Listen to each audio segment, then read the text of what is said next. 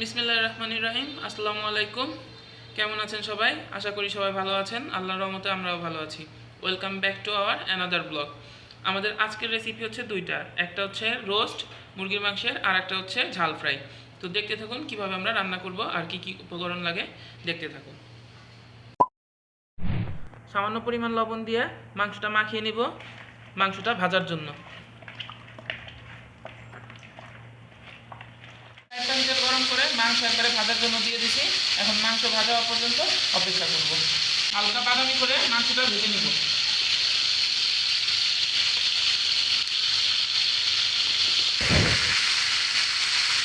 মাংস ভাজা হয়ে গেছে, এখন রোস্টটা রান্না করে নিব। কি কি উপকরণ লাগবে বা কি কি মশলা লাগবে সেটা দেখতে থাকুন। কড়াই গরম হয়ে গেছে, এখন হচ্ছে তেল দিয়ে দিব।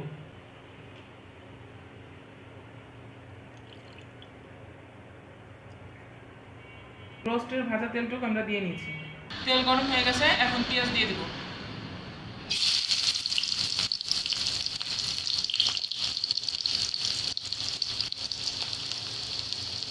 এখন এলাচ আর দারচিনি দিয়ে পেঁয়াজের সাথে ভেজে নিব।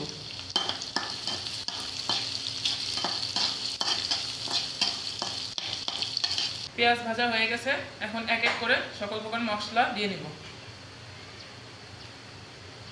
পরিমাণ মতো রসুন বাটা,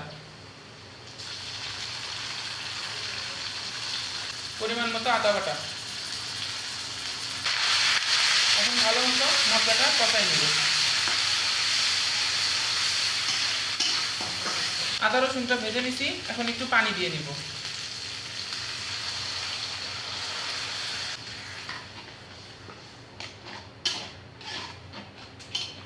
আদা রসুনটা ভেজে নিছি যাতে গন্ধ না হয়। এখন পরিমাণ মতো লবণ দিয়ে নিব, পরিমাণ মতো মরিচের গুঁড়ো, পরিমাণ মতো ধনিয়া আর জিরা গুঁড়ো। ভালো মতো কষাই নিব। মশলাটা কষানো হয়ে গেছে, এখন পরিমাণ মতো টক দই দিয়ে দিব।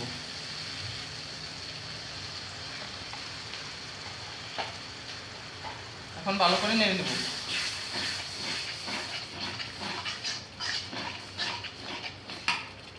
এখন বাদাম বেটে রাখছিলাম সেটা দিয়ে দিব।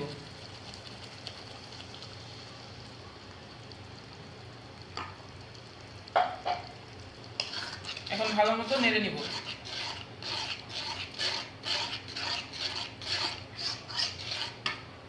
এখন গুঁড়ো দুধ দিয়ে দিব।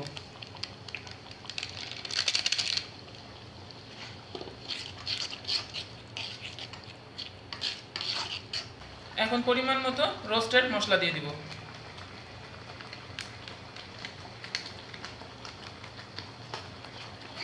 এখন সুন্দর মতো নেড়ে নিব।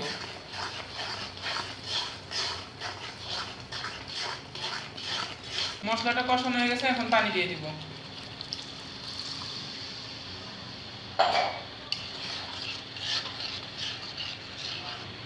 একটু পানি দিয়েছিলাম, এখন বলক উঠে গেছে মশলার মধ্যে। এখন মাংসটা দিয়ে দিব।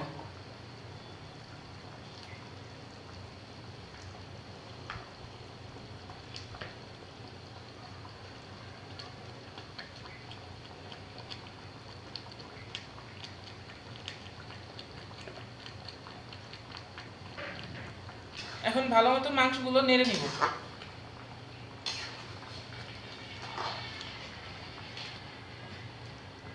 এখন ঢেকে দিব, কষানো পর্যন্ত অপেক্ষা করুন।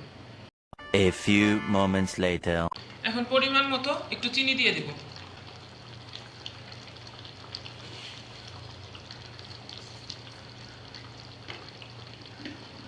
এখন সুন্দর মতো নেড়ে নিব।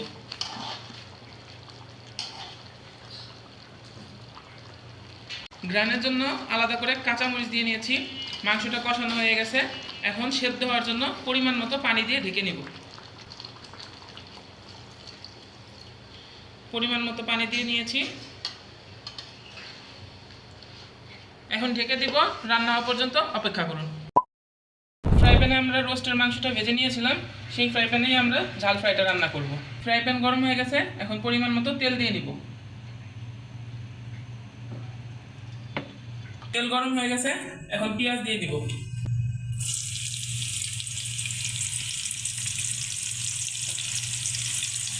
এলাচ দারচিনিটা পেঁয়াজের সাথে ভেজে নিব। একটু লবণ দিয়ে নিব যাতে পেঁয়াজটা লেগে না যায়।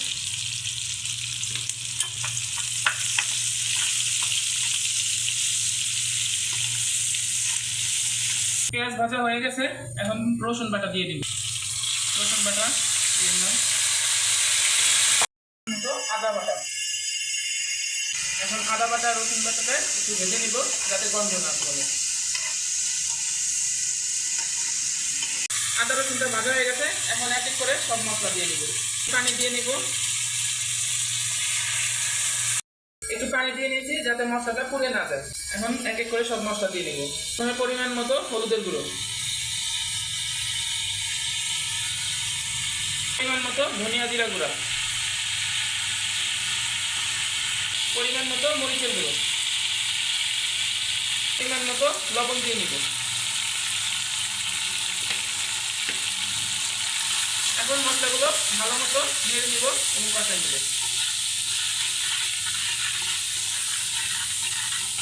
মশলাটা কষানো হয়ে গেছে, উপরে তেল ভেসে উঠছে। এখন একটু টক দই দিয়ে দিব, পরিমাণ মতো টক দই দিয়ে নিলাম।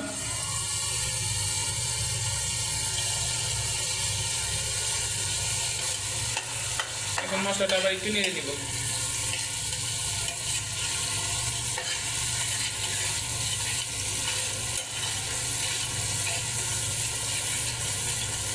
আজকে ঝাল ফ্রাইটা আমরা একটু ভিন্নভাবে করতেছি। টক দই দিছি, এখন পরিমাণ মতো একটু চিনি দিয়ে নিব।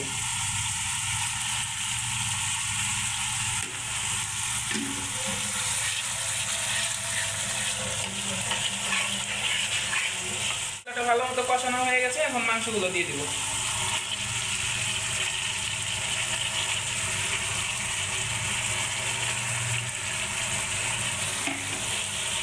এখন ভালোভাবে মাংসটা কষাই নিব।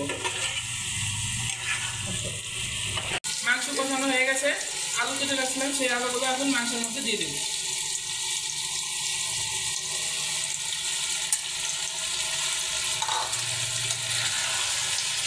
এখন ভালো মতো নেড়ে দেব।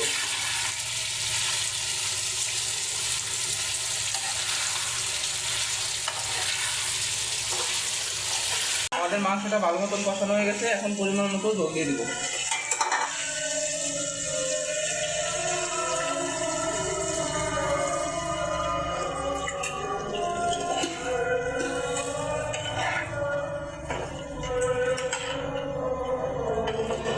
এখন ঢেকে দিব, রান্না হওয়া পর্যন্ত অপেক্ষা করব।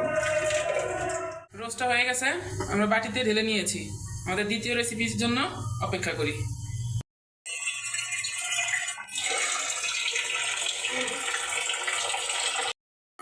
আমাদের মাংসের ঝোলটা হয়ে গেছে, এখন নামাই ফেলবো।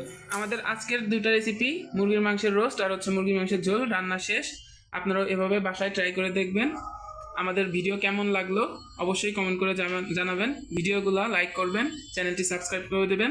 আজকের মতো আমরা এখানে শেষ করতেছি। সবাই সুস্থ থাকবেন, ভালো থাকবেন, আমাদের ভুল ত্রুটি ক্ষমা চোখে দেখবেন। আসসালামু আলাইকুম।